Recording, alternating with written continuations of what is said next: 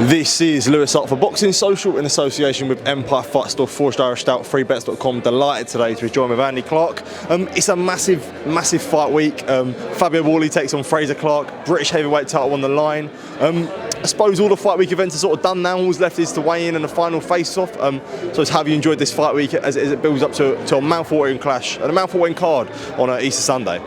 Yeah, absolutely. It's been a good week. You know, they're good to deal with, the pair of them, Fabio and Frazer, and so is everybody on the card. Everybody being something that's slightly different. I like the fights between Fabio Wardley and Mikel Lawal, Florian Marku and Kongo. We get to see Ben Whittaker again. The heavyweight fight's a good fight, Callum Simpson. So there's not that many fights, and I quite like the way that the cards have been pared down a bit recently, 6-7 fights max, but all good ones. And the top of the bill is one of those fights where you can tailor the information out there, or any argument really, to fit what you think and make it pretty convincing, because who is the more experienced of the two? I mean, it depends which way you look at it, doesn't it? If you think about it in overall boxing terms, it's Frazer. If you think about it in pro terms, it's Fabio. Fabio's done more as a pro, but Frazer hasn't had that opportunity yet. It doesn't mean that he can't take it. So it's good, yeah, it's good. And because it's heavyweight too, it's just got that extra bit of jeopardy about it, because you feel like someone's probably going to get knocked out. I was going to say that when it comes to massive British title fights of the heavyweight division, we've seen so many at the O2. Joshua versus White, which obviously Clarke was in the ring for that after the first round when it all kicked off. Joyce Dubois, so many great fights. Do you think this one ranks amongst them lot?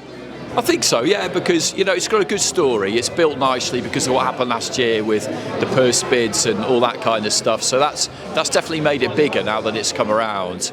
I know it wasn't ideal for Boxer, it wasn't ideal for Frazer Clarke when it was all kicking off last year, but it's definitely made it a bigger fight now. And I think they've both really played their part. Seeing them on the pitch at Ipswich, Fabio's great at talking up a fight. Frazer, I wouldn't say it's necessarily, I don't think it comes as naturally to him as it does to Fabio, but he's still decent at it. I thought he spoke really well yesterday at the press conference. And it's called bad blood, but funnily enough, there isn't really that much bad blood between them. There's a bit elsewhere on the card, but I'm looking forward to it. I'm just really looking forward to it, because I really don't know which way it's going to go. I don't spend too much time thinking about what I think might happen. Just kind of think about potential scenarios, so I'm ready, but I don't really bother to think about who I think is going to win, because it just doesn't really matter. But with this one, you can change your mind every day depending on who you've spoken to last, really.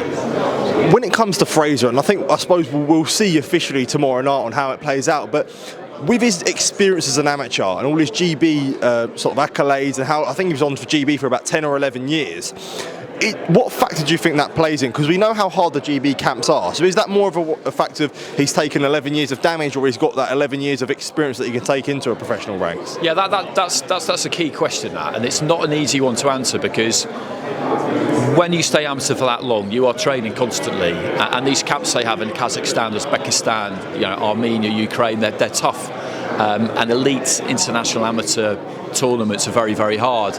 And it's funny because they'll turn pro, and because they'll usually get a good deal, particularly if they've got a medal and they're straight on Sky or DAZN or TNT, people kind of like to build up this sort of silver spoon thing around them. I was about to say that. Yeah, exactly. But it's not. It's a false narrative that they haven't had to sell tickets and go through the small halls, but what they've had to do physically as athletes is really, really tough. So it's whether where does that tipping point lie between being really well seasoned and being a bit shop worn? And it's hard to know. And if you turn pro late like Frazer did, although not like ruinously late for heavyweight, but what it means is you don't really have much time for setbacks. So were he to lose to Fabio Wardley, say he were to lose comprehensively, it would be a massive setback. If he were to lose in a brilliant fight and they did it again, as long as he won the second time, no particularly big deal, but you don't have a lot of time for anything to go wrong, and it is miles on the clock. I remember back in 2016 going into Rio, he was never going to go to Rio because Joe Joyce was the man and he qualified. But he was on fire. In World Series boxing, he was on fire. He was knocking out people who qualified for the Olympics. And I remember thinking to myself, he's not going to turn pro now because he wants to go to the next Olympics. But were he to turn pro now, that would have been, it would have been bold, but maybe a good move, because I felt like if him and Joyce had both gone, they might both have got medals, because he was on that. The form he was on was sensational. I was going to say that, and I wanted to get onto that point that you made there about the silver spoon remark, because in the gloves are off between Fabio Wardley and Frazer Clarke. Fabio said about sort of Frazer's path being easier, and it is always a narrative that people have when it comes to, you know, even Buatsi Aziz. There's so much emphasis on Aziz's hard road and almost discrediting the way that Buatsi had it through GB. Why is there this narrative of a silver spoon? Do you think it's people that don't really understand the whole GB setup? I think maybe, partly that possibly, but also because when it comes to creating a narrative around a fight, it's just an easy thing to do. I remember when we did Lawrence Okoli, Isaac Chamberlain, that was the same thing, because Lawrence had been to the Olympics and been on the GB setup. It's easy for people to look at that and feel like they're up there at the EIS and they have the best of everything. It's pretty Spartan conditions there, really. Not like it was back in the day when they were in Crystal Palace. You speak to Macklin about Crystal Palace and, you know, it's like he was in some kind of gulag. Yeah. But it's still tough up there, and the level of competition day in, day out is tough, but it is the pinnacle of amateur boxing, and they do get well treated, and they do have resources up there, physios and all the rest of it that other people don't have, but you do have to earn your way onto that squad. It's as simple as that, but I think it's just something you just have to accept it if that's where you've come from, that people are going to say that, justified or not. Absolutely. I did want to move on to other boxing topics. Obviously, we saw a great win for Dalton Smith the other week against Jose Zepeda. And after the fight, I suppose through fight week after the fight, has been on banging the drum of the Adam Azim fight. We do know that fight is ordered. And I suppose there is still a bit unsure on whether Team Boxer will take the fight. All the signs seem to say that, you know, Azim may vacate. You know, we don't know that officially yet. When you look at this situation, I suppose from a neutral point of view, what do you think would be maybe a step for Azim or what they should really do? I mean, as a fan, you want to see it, don't you? I think we all want to see it, but we all understand as well that in boxing there's always a business side, and the McGuigans will have had a plan for Azim that didn't necessarily include Dalton Smith, just because they're on opposite sides of the street and it wasn't going to be an easy thing to do. So whatever that plan is, I'd imagine that's what they'll be looking to stick to. No one's scared of anyone here. That's the first thing. If it doesn't happen, it won't be because one doesn't think he can beat the other. Let's say Azim decides that he's not going to go down that route. It won't be because he doesn't believe he can win, or because Shane McGuigan doesn't believe he can win. It won't be that. It'll just because they've got a different plan. But yeah, I mean, I definitely would really like to see it. I would really like to see it. Sometimes we talk about fights always being there, and it's often not true. It's often not true. But with his win, Dalton, he's now, in terms of what he's done in the ring, he's gone past Adam Azim, because Zepeda is like a fringe world level guy, and he beat him really, really well. So he's ahead now. So maybe he actually wouldn't really want to fight Adam Azim. But maybe he would feel like that's not necessarily the best thing for him to do. But you do kind of get the feeling that if it doesn't happen, and it is the case that Azim is the one who officially pulls out, then Eddie's kind of waiting for that, isn't he? Because I suppose he would. That's really what he wants, I guess. I mean, that's what he thinks will happen.